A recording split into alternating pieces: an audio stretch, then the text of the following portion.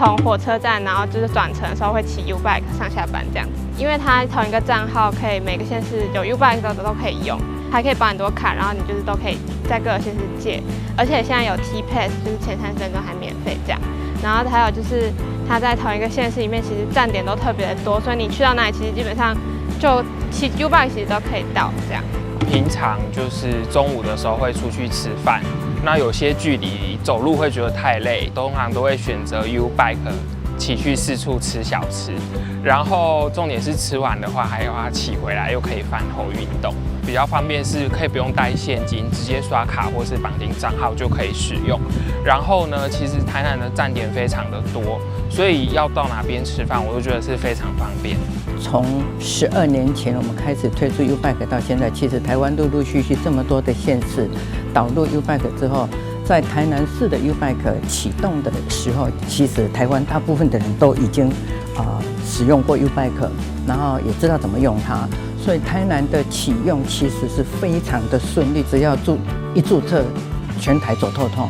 所以呢，台南在启用这个 U-Bike 之后，我们观察到的是，所有的观光客都很自然、很习惯，然后骑上了 U-Bike 之后呢，就可以去他本来开车到不了的地方，所以呢，也连带的带动了一些在巷弄里面的这个店家。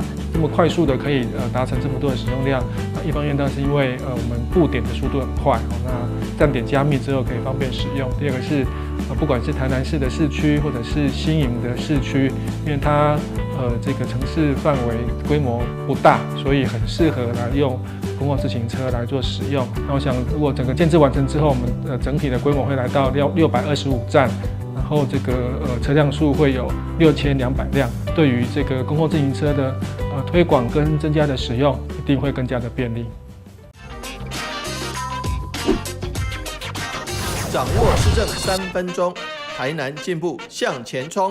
近年来，台湾积极推广低碳旅游，自行车成为细腻港湾台湾的最佳载具。而台南拥有丰富的地景、人文景观，非常适合透过自行车来进行深度探索。我们台南市公共自行车在8月已经完成第4阶段的设置目标500站以上了，也成功突破500万骑乘人次。未来台南市政府将持续增设公共自行车站点，希望让更多的旅客体验自行车漫游台南的独特风味。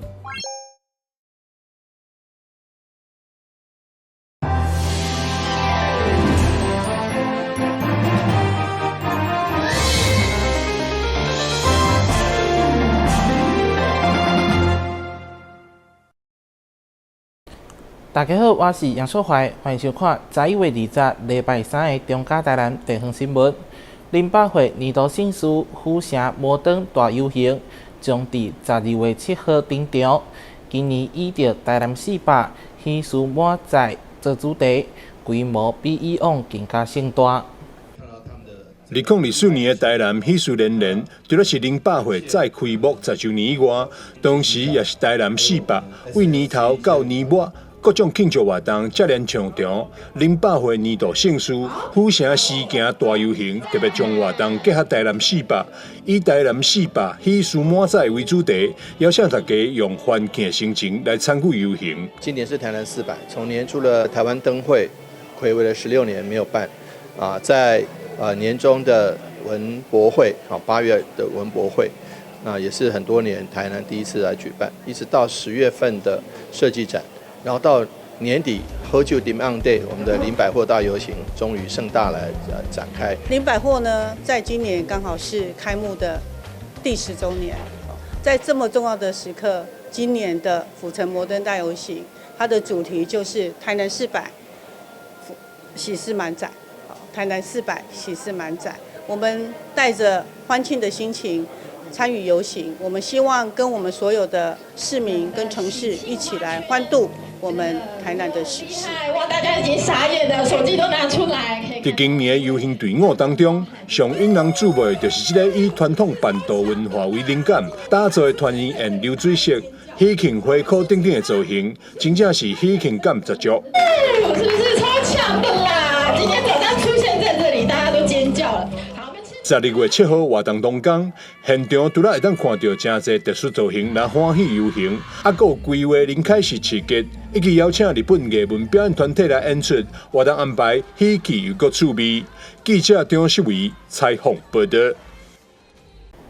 原住民族品牌塔北扎哈姆乐园今年伫市府甲嘉南药理大厦等专业团队所辅导的13间业者，佮推出新的作品。包括着美食、文化创意以及精品类拢有，除了展现多元化的原住民特色，更是未来进驻通路驻点的商品。为了加强原住民族的行销通路，甲特别扎哈姆乐园这个品牌竞争力，经过台市政府、原民会、甲嘉南药理大学等专业团队合作辅导的13间业者，今年所有作品各有了新的突破。为了邀请大家在1月24来到南澎购物中心户外广场来参与发表会，20号提前伫市府来开箱宣传，展现原住民族的创意特色。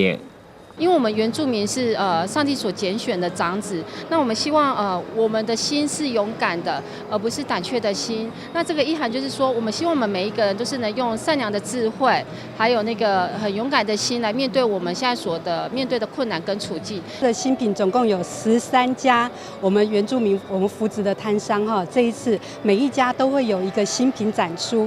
那之后我们在搭北扎哈姆，我们也会来试营运，在明年的时候等整个主体工程完成哈，那之后就会看到我们所有的文创美食。这一次的新品特别还有一个美妆，这是我们的另外一个特色。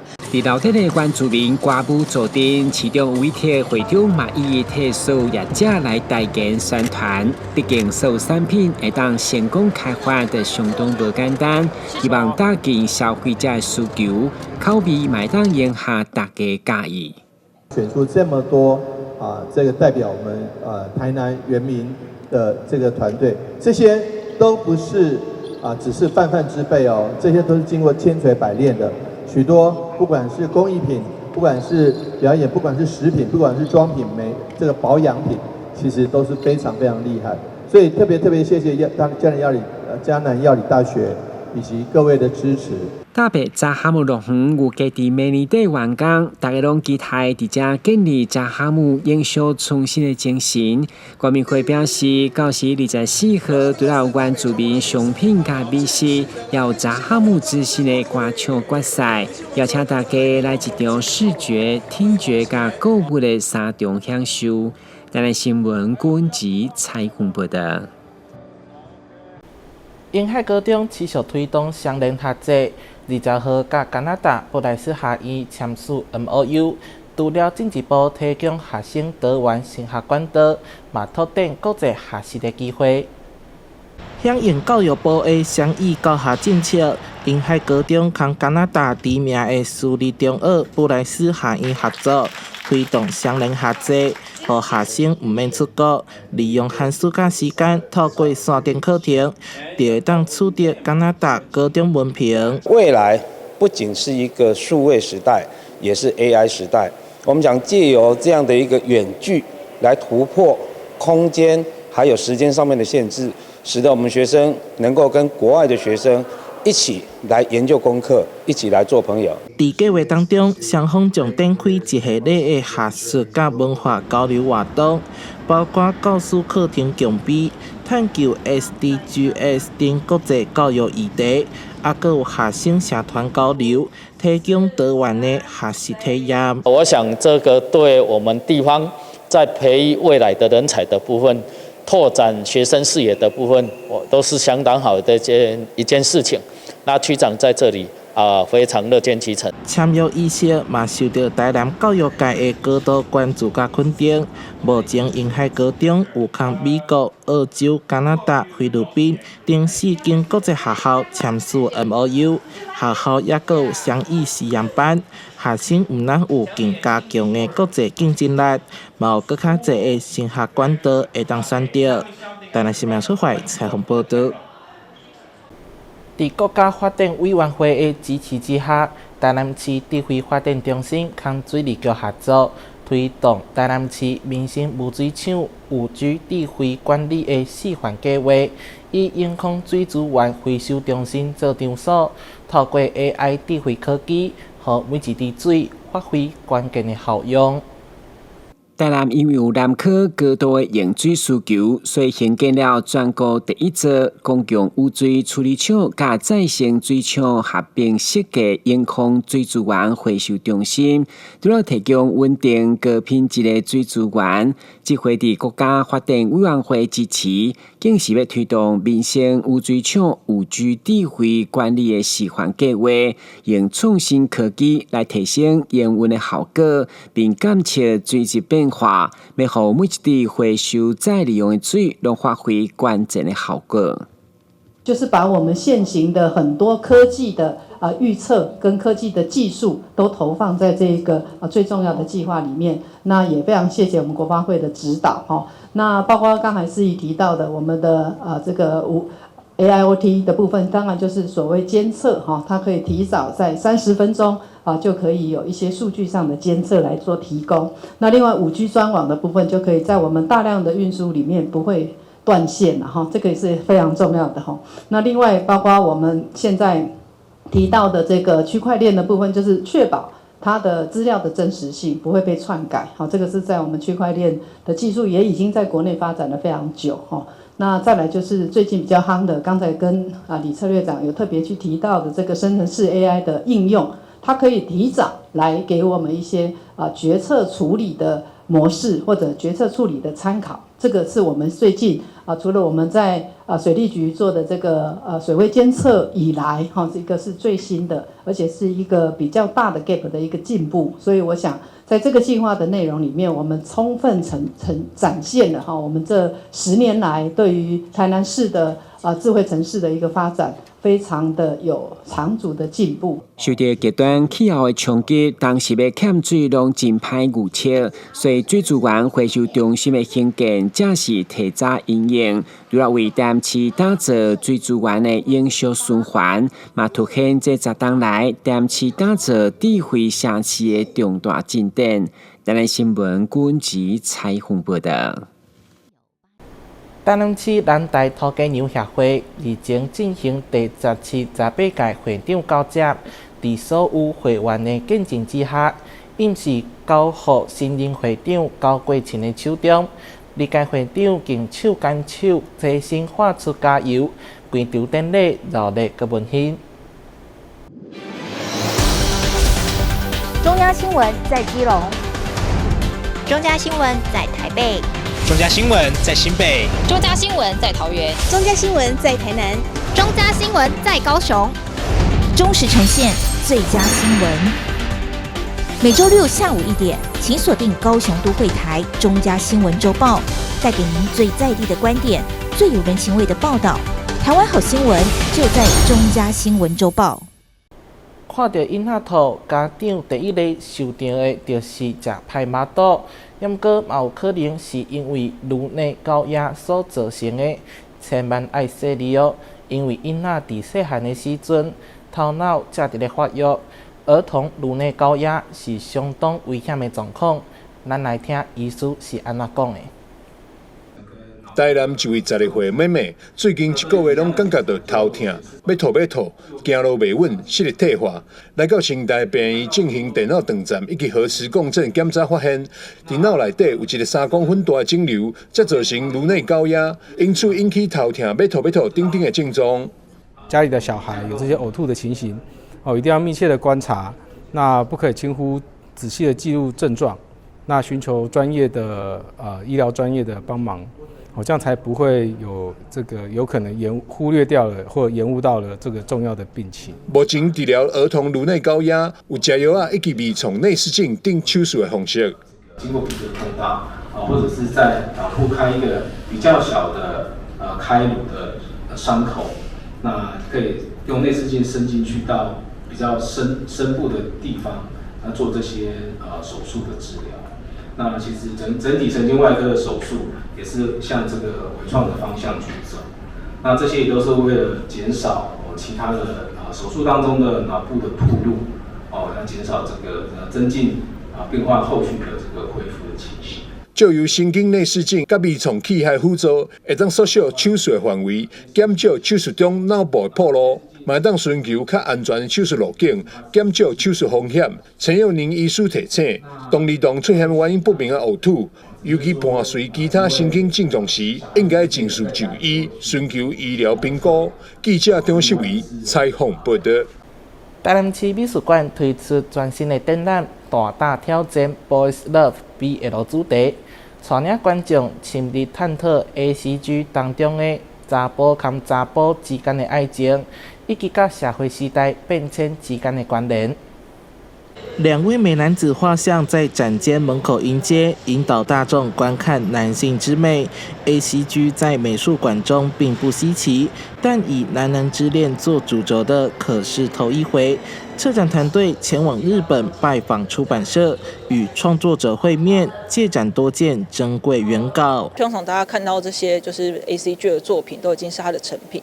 那可能出来的时候已经是就是不是在原本的纸上，或者是他们可能是采用电绘的方式，所以已经是一些很精致完稿的状态。那再来就是我们也有去找到一些视觉艺术，就是他们是以绘画为主的创作者，他们就是选了 BL 这个主题，因为他们也有受到一些漫画这样子的影响。Boys Love BL 作品中的男性形象常以理想美型样貌呈现。展览从1970年代少女漫画中率先出现的少年爱题材出发，带领大家探索 BL 如何从小众题材发展成独立类别。BL 呢，它其实主要还是针对女性，那它其实大部分的创作者也是女性，那其实可以说是一个就是比较在架空的世界观中，世界观里面发生的这种就是男子与男子之间的恋爱关系，那跟实际上的同志还是会有一些就是落差，就是他们可能会免除掉很多这种就是关于现实社会中他们可能会遇到的一些困境，或是实际上的一些难题。除了纸本的描绘，其他创作者也以动画、游戏等多元媒材呈现男性之美和男子之间的情感关系。现场还有透过画面细节暗示的想象空间，让观者做有趣的互动。记者杨生怀谈的报道。高雄凤山有一间早餐店，招牌是两饼饭。头家娘讲是无细腻做出来的产品，吃过拢讲赞。蛋饼是台湾相当常见的早餐，但你吃过蛋饼饭吗？在自己调配的粉浆蛋饼里加入软 Q 的糯米，这是老板娘多年前误打误撞做出来的成品。没想到大家都称赞超好吃，甚至鼓励她拿出来卖。如今蛋饼饭成为他们的招牌，也是顾客到店里必点的品项。饭包在里面，然后就可以吃到米饭的香味。然后因为它有很多料可以选择，然后所以可以自己选自己的配料。然后像我的话是会喜欢热狗加鲔鱼，然后它的肉松也很好吃，然后还有搭配它的那个特殊的辣椒酱，还蛮好吃的。味道我觉得很特别啊，因为它那个皮是那种古早味的蛋饼，然后吃起来软软的，里面又有包饭。对于那种，因为我们从国中就开始吃啊，因为国中一定是还在成长嘛，在吃的比较多，又加上它有包饭，所以饱足感很够。是加饭是其实是误打误撞、无心插柳啦，因为我要自己吃。人家是那天是刚，我天天都吃我自己的东西，这也是腻的呢。我那两个不然凤姐换来吃，看它不好吃结果他们小孩子说，我还没吃到啊，我不晓得好吃不好吃。那小孩子叫我都妈妈这个很好吃呢，你都还没有吃到？我没有啊，刚做好啊。他们说妈妈真的这个能卖。在鸡蛋和配料上铺上糯米，盖上蛋饼皮，招牌蛋饼饭就完成喽。独门配方加上多样的配料选择，当早餐真的超满足。店家独特的综合蛋饼饭还开放让顾客自己搭配喜欢的配料，老板娘给料也超大方，顾客都可以吃饱饱，甚至一餐抵两餐。有时候人家觉得说，是不是会太单调一点的呢？你看他们蛋饼也会做说，我要加什么加什么，配菜要加什么，我说那就综合好了，就以这个综合来口味。他们会搭，他们客人很会搭，比我更会搭，他们自己会搭。在地经营多年，不仅培养许多忠实老顾客，更有许多美食部落客或者网红不定期会来朝圣。板娘用心的制作每一份蛋饼饭，让这个古早味继续留在高雄。记者潘志光、陈英君，高雄报道。桃园市消防局搜救犬小组参加国际认证考试，有3组领犬员甲搜救犬取得认证，替桃园市搜救队伍搁添新战力，未来嘛会当招揽国际人道救援的工课。要毋过爱饲一只合格的搜救犬，其实并无简单。咱即马就对着镜头做伙来看。搜救犬灵活穿梭在瓦砾堆上寻找躲藏者，这是桃园市搜救犬小组现场考试的画面。日前，他们参加了 IRO 国际搜救犬组织认证考试，针对瓦砾搜救项目，共有2组领犬员和搜救犬取得高级认证，1组取得中级认证，为桃园市特搜队伍再添新战力，也让搜救犬小组士气大振。今年的话，我们参加了新竹举办的 IRO 国际认证考试，然后呢，3只狗狗分别都有通过了考试。这代表着就是说，我们目前的能量逐渐的更加充满，代表就是说，我们现在目前能够出勤的犬只总共有4只，高级的狗狗分别有 Emma、April， 还有 Nero， 还有刚刚通过考试中级的 Kama， 总共4只狗狗。然后呢，目前我们也在加强培训1只乌米。在未来希望能够加入我们的搜救行列。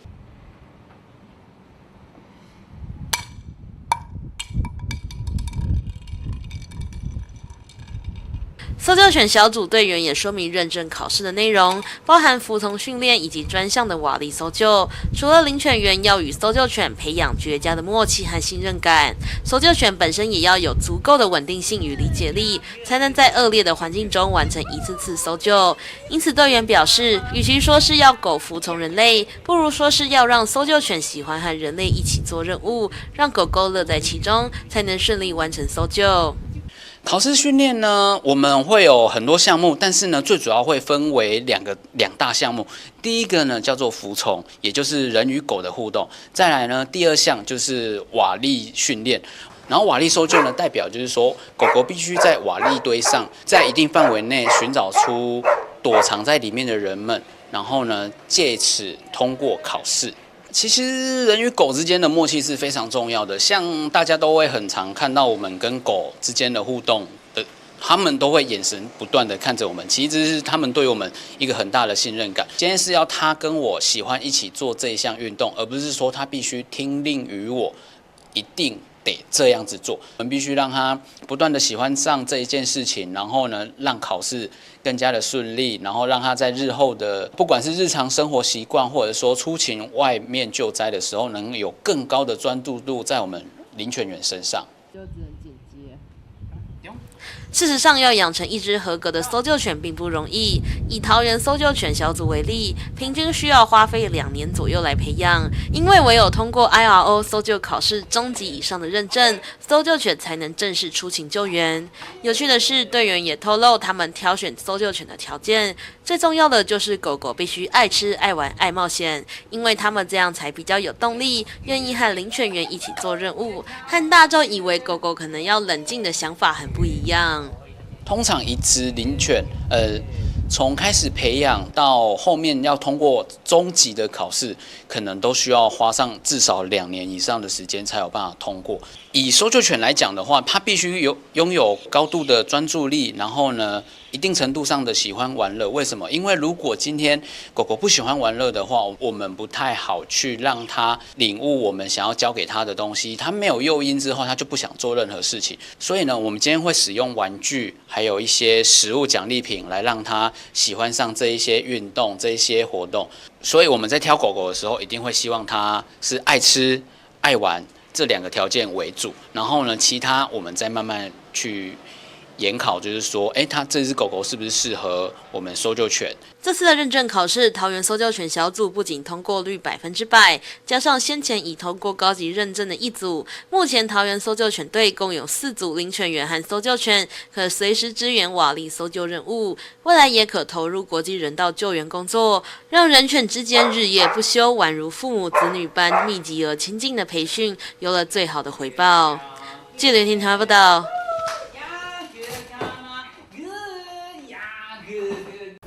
感谢你收看11月20日中嘉台南地方新闻，我是杨顺怀，咱再会。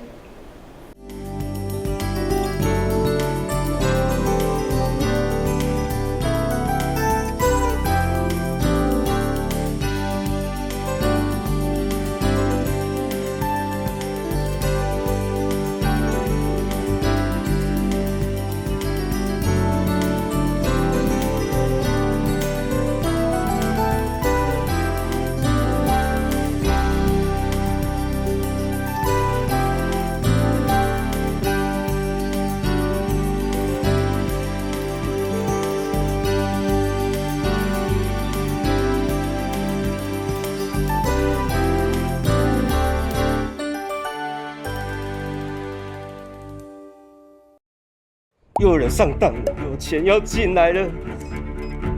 只要你敢领，警察一定抓到你。抓到也不会那么严重啊。